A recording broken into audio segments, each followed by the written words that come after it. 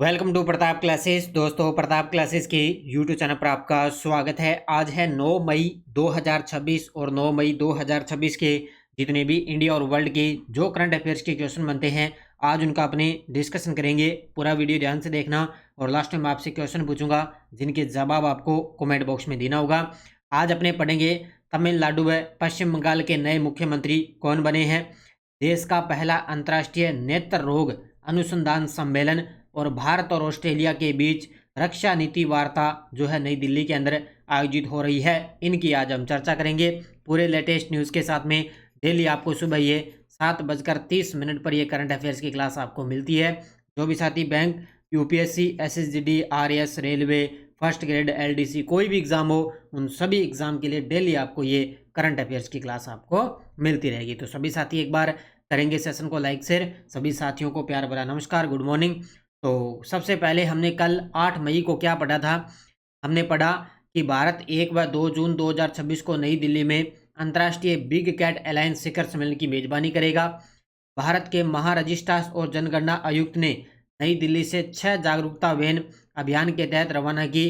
तो जनगणना 2027 public outreach अभियान के तहत 22वीं राष्ट्रमंडल टेबल टेनिस चैंपियनशिप 2026 का आयोजन कहाँ होगा? नई दिल्ली में।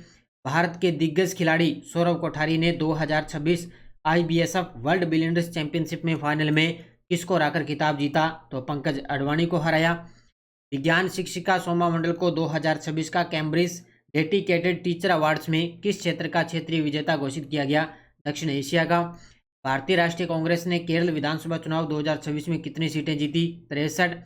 फ्रूट होराइजन 2026 कार्यक्रम किस शहर में आयोजित हुआ? लखनऊ। और नई दिल्ली में ब्रेन कंप्यूटर इंटरफेस सम्मेलन का उद्घाटन किसने किया? तो हमारे जो सीडीएस हैं देश के, जनरल अनिल चौहान, इन्होंने इसका उद्घाटन किया था। तो ये थे कल के क्वेश्चनों का रिवाइज हमने कर लिया। इसका डेली टेस्ट आपको इस टेस्ट सीरीज के अंदर आपको मिल ही जाता है। Daily test, daily PDF, weekly test और मंथली टेस्ट वगैरह आपको सब कुछ है उपलब्ध रहता है। तो इसमें आपको 31 दिसंबर 2026 तक डेली, वीकली, मंथली करंट वगैरह आपको मिलता रहेगा। जो महीने वाली पीडीएफ मिलेगी उसका प्रिंट निकाल के अच्छे तरीके से आप अध्ययन कर सकते हो। अब करें स्टार्ट आज की क्लास 2 मई 2026 और आज की क्लास का पहला क्वेश्चन बड़ा ही गजब का प्रश्न है। तो पश्चिम बंगाल के नए मुख्यमंत्री कौन बने हैं? ये लीजिए भी, क्योंकि भाजपा की सरकार है अब की बार पश्चिम बंगाल में, तो यहाँ पे नए मुख्यमंत्री बन चुके हैं शुवेंदु अधिकारी। कौन बन चुके हैं? क्योंकि इतने वर्ष जो ममता बनर्जी उनका जो काल है, समय है, वो समाप्त हो चुका है और अब भाजपा की सरकार है। तो यहाँ पे पश्चिम बंगाल के नए मुख्यमंत्री शुवेंदु अधिकारी बन चुके हैं। तो ये देखो आपके सामने तस्वीर में, और आज ये 9 मई को शपथ लेने जा रहे हैं। याद रखना अच्छे तरीके से। पश्चिम बंगाल के नए मुख्यमंत्री के रूप में शुवेंदु अधिकारी बने हैं। राज्य में 2 उप मुख्यमंत्री बनाए जाएंगे। पहले डिप्टी सीएम के रूप में रूपा गांगुली के नाम पर सहमति बनी है। दूसरे डिप्टी सीएम उत्तर बंगाल क्षेत्र से पुरुष विधायक रहेंगे। यानी कि पहला नाम तो रूपा गांगुली का आ चुका है और दूसरा जो बनेंगे, अभी नाम आया नहीं है, जो पुरुष विधायक होंगे उत्तर बंगाल क्षेत्र से। लेकिन फिलहाल आपको इतना ही याद रखना है कि पश्चिम बंगाल के नए मुख्यमंत्री शुवेंदु अधिकारी बनने जा रहे हैं और आज 9 मई को ये शपथ लेने जा रहे हैं। तो ये आपको याद रखना है अच्छे तरीके से, क्योंकि बाकी मैंने चुनाव से संबंधित पूरी डिटेल है वो मैंने आपको करवा दी अच्छे तरीके से। तमिलनाडु के नए मुख्यमंत्री कौन बने हैं? ये लीजिए भी, क्योंकि 5 राज्यों की विधानसभा चुनाव है तो जाहिर सी बात है 5 राज्यों के अंदर नए मुख्यमंत्री बनेंगे। तो 2 तो क्लियर हो गए और 3 बच गए।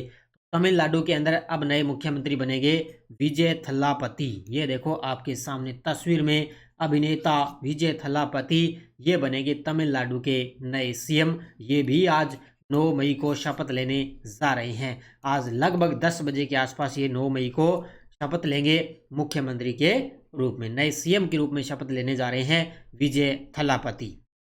तमिलनाडु के नए मुख्यमंत्री विजय थलापति बने हैं। 9 मई 2026 को सीएम पद की शपथ लेने जा रहे हैं। ये राज्यपाल से मिले। टीवे की चीफ जस्टिस थलापति राज्यपाल को विधायकों के समर्थन का पत्र सौंपा और राज्यपाल ने सरकार बनने का न्योता दे दिया। इनको न्योता दे दिया कि आप सरकार बनो और आज 9 मई को आप शपथ ले सकते हो। ठीक है, बाकी मैंने डिटेल अच्छे तरीके से करवा दी पश्चिम बंगाल की और तमिलनाडु की। ओके, अगला सामरिक उन्नत रेंज संवर्धन हथियार का पहला सफल उड़ान परीक्षण कब किया गया है? सामरिक उन्नत रेंज संवर्धन हथियार का पहला सफल उड़ान परीक्षण कब किया गया? ये देखो आपके सामने तस्वीर में इस प्रकार ये परीक्षण किया गया 7 मई 2026 को। किसके द्वारा? एक तो संस्था थी इसके अंदर DRDO और एक संस्था थी अपनी भारतीय वायुसेना। इनके द्वारा सामरिक उन्नत रेंज संवर्धन हथियार का पहला सफल उड़ान परीक्षण हुआ है। तो DRDO और भारतीय वायुसेना ने 7 मई 2026 को उड़ीसा तट पर TARA हथियार का पहला सफल उड़ान परीक्षण किया गया। TARA का पूर्ण रूप सामरिक उन्नत रेंज संवर्धन है। ये भारत की पहली स्वदेशी ग्लाइड हथियार प्रणाली है। ये पॉइंट नोट कर लेना, ये भारत की पहली हथियार ग्लाइड प्रणाली है और ये एक मॉड्यूलर रेंज एक्सटेंशन किट भी है। ये TARA निर्देशित वारहेड को स्टिक निर्देशित हथियार में बदल देती है। इसका डिजाइन और विकास हैदराबाद स्थित इमारत अनुसंधान केंद्र ने किया है, क्योंकि निश्चित तौर से लगभग आपको पता है ये परीक्षण वगैरह DRDO और भारतीय वायुसेना, कई बार नौसेना भी मिलकर करते हैं। तो इसमें क्या होता है, ये भारत की पहली स्वदेशी ग्लाइड हथियार प्रणाली है। TARA हथियार है सफल का उड़ीसा सफल उड़ान परीक्षण। इसका उद्देश्य कम लागत वाले हथियारों की मारक क्षमता और सटीकता इसकी बढ़ाना है। तो उड़ीसा तट से इसका परीक्षण किया जा चुका है 7 मई 2026 को। पॉइंट अच्छी तरीके से नोट कर लें। देश का पहला अंतर्राष्ट्रीय नेत्र रोग अनुसंधान सम्मेलन कहाँ आयोजित किया जाएगा? ये जितने भी पहले आ जाए ना, मान के चलो प्रश्न छपेगा तो ये आज होगा, आज और कल 2 दिन चलेगा, 9 और 10 मई को देश का पहला अंतर्राष्ट्रीय नेत्र रोग अनुसंधान सम्मेलन कहाँ पे चलेगा? दिल्ली छावनी स्थित मानेकशा सेंटर के अंदर है। इसका आज आयोजन होगा, आज और कल 2 दिन इसका आयोजन चलेगा। देश का पहला अंतर्राष्ट्रीय नेत्र रोग अनुसंधान सम्मेलन 9 और 10 मई 2026 को होगा। दिल्ली छावनी स्थित मानेकशा सेंटर में आयोजित यह हो जाएगा। आयोजन नई दिल्ली स्थित आर्मी हॉस्पिटल रिसर्च एंड रेफलर के नेत्र रोग विज्ञान विभाग द्वारा इसका आयोजन किया जाएगा। यानी कि आर्मी जो हॉस्पिटल है, नेत्र रोग जो विभाग है, वो इसका आयोजन करेगा। इस सम्मेलन का आयोजन अखिल भारतीय नेत्र रोग सोसाइटी के सहयोग से किया जाएगा। तो इसके अंदर एक तो आर्मी हॉस्पिटल संस्थान रहेगी और एक अखिल भारतीय नेत्र रोग जो सोसाइटी है उनके सहयोग से आयोजन होगा। ये 2 दिवसीय कार्यक्रम का नाम रहेगा AIOS AFOU 2026, ये इसका नाम रहेगा।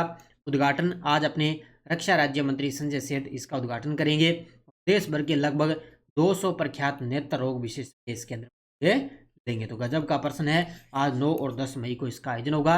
इसका नाम याद रखना, AIOS और AFOU 2026, ठीक है। तो इसका उद्घाटन हमारे रक्षा राज्य मंत्री संजय सेठ जी करेंगे नई दिल्ली के अंदर। ओके, नेक्स्ट, सैनिक विद्यालयों के 52वें अखिल भारतीय प्रधानाचार्य सम्मेलन का उद्घाटन किसने किया है? सैनिक विद्यालयों के 52वें अखिल भारतीय प्रधानाचार्य सम्मेलन का उद्घाटन किया, तो ये भी किसने किया?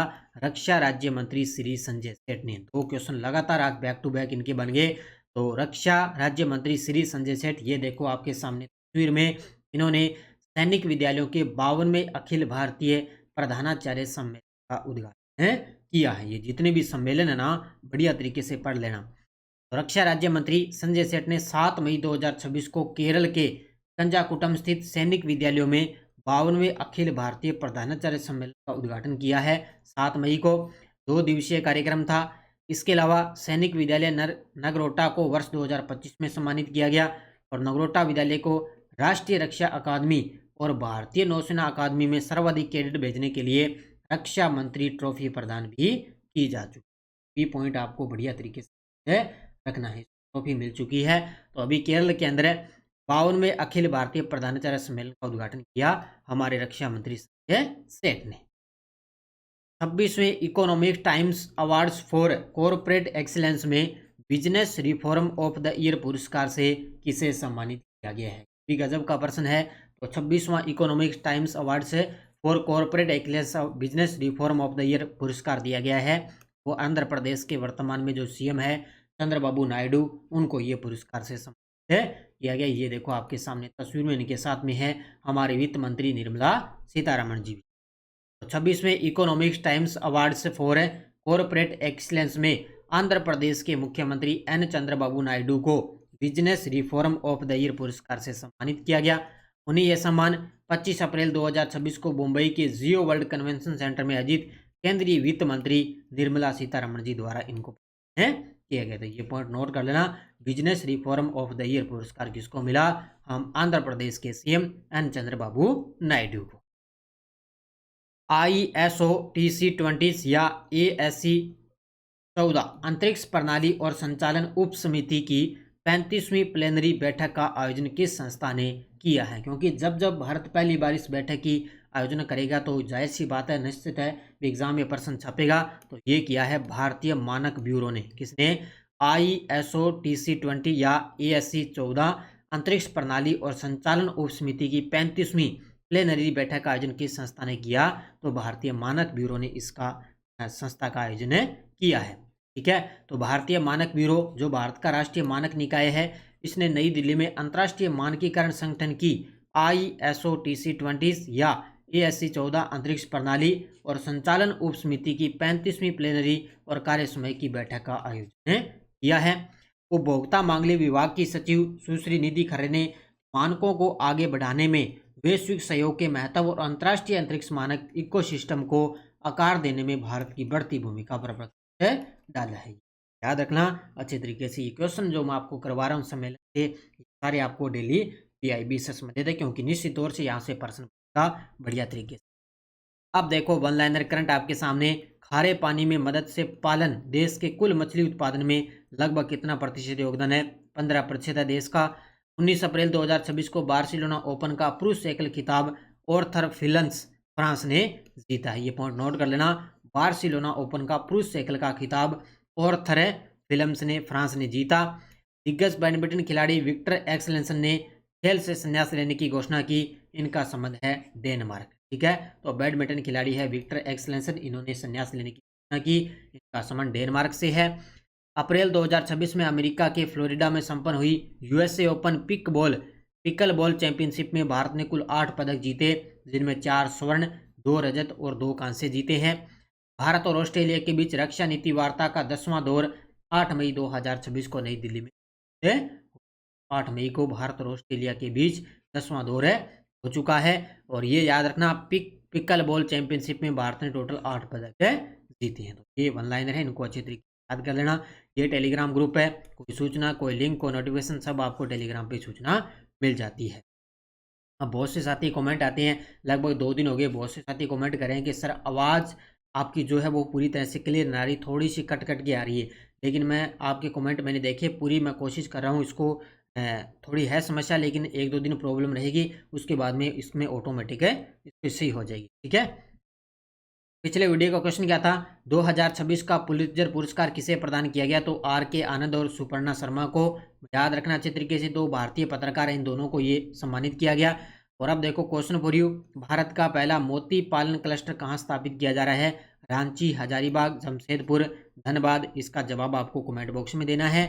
और यस्टरडोज, कुछ शिक्षा संस्थानों में धार्मिक शिक्षा या उपासना में उपस्थित होने के बारे में स्वतंत्रता है, वो किस अनुच्छेद में है? 28 में। राष्ट्रपति को हटाने वाले महाभियोग प्रस्ताव पर संयुक्त अधिवेशन नहीं बुलाया जा सकता। भारत के ऐसे उपराष्ट्रपति जिनका कार्यकाल के दौरान निधन हुआ? के कृष्णकांत। ऐसे व्यक्ति जो उच्चतम न्यायालय के न्यायाधीश व लोकसभा अध्यक्ष दोनों पदों पर है? KS हेगड़े। और भारतीय निर्वाचन आयोग द्वारा किन किन के चुनाव करवाए जाते हैं? राष्ट्रपति, उपराष्ट्रपति, लोकसभा, राज्यसभा, विधानसभा और विधान परिषद। बाकी राज्य चुनाव आयुक्त वो आपको पता है पंचायती राज नगर निकाय के नगर पालिका उनके चुनाव में करवाता है। ठीक है, तो ये थी यस्टरडे डोज।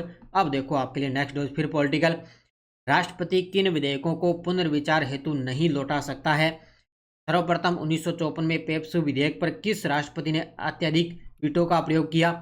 न्यायालय द्वारा संसद की कार्रवाई की जांच न किया जाना किस अनुच्छेद में है?